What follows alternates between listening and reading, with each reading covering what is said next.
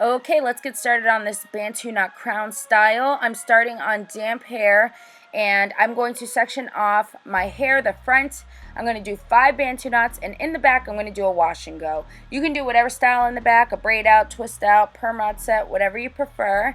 I just did a wash and go because that was quick and easy. So now I'm going to use Carol's Daughter Pracaxi Nectar Curl Twisting Custard for my Bantu Knot sections. I'm also going to add in the Frizz Tamer, but I forgot to use it in that first Bantu Knot. And I'm just like this collection. I have the whole thing at home, so I was like, what can I use that I could do a wash and go and these Bantu knots? So the Pracaxi Nectar line from Carol's Daughter worked. I think they're at Sally's. I think it's exclusively there, but I'm not 100% sure, so you could just check the website. I'll leave it down below. So now I'm going to continue sectioning off my hair. I'm doing diagonal sections just to kind of spice up the style. And then I'm going to do the Bantu knots. I want to do 5 in total. You can do less or more, whatever you prefer. But I felt like 5 gave that perfect like crown look that I wanted. Also, if you don't know how to do Bantu knots, I have a few tutorials. I'll link them down below. They're more detailed. They'll help you out for sure on how to achieve the perfect Bantu knots.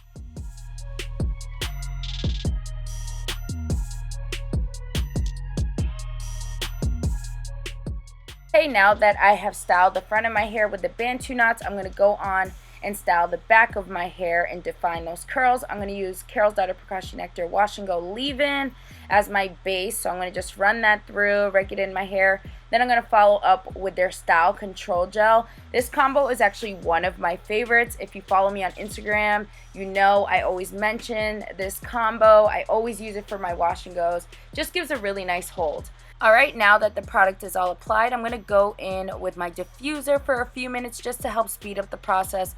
Then after, I'll let it air dry for the rest of the time. I am using the high setting, but on the cold air. This is just going to help define my curls and also speed up the process. Now that my hair is all dry, I'm going to go in with my hair pick and fluff at my roots. This is just going to add volume to the look. I do this for about 5 minutes. After that, I'm going to grab some gold beading wire that I got at Joann's Fabric. It was like $2, and we're just going to spice up these Bantu knots. So all I did was wrap it around like 2 of my fingers, and then I placed it on the Bantu knot. Then I had some fun adding some more wire. It was really, really easy. You can also use ribbon. I know that's easy as well. And this is the final look. What do you guys think? I'm actually really in love with it. It was something different for me to do. I think it's perfect for like festival season. Summer's around the corner. It was just a really fun look. Thank you so much for watching. I hope you enjoyed, and I will see you next video.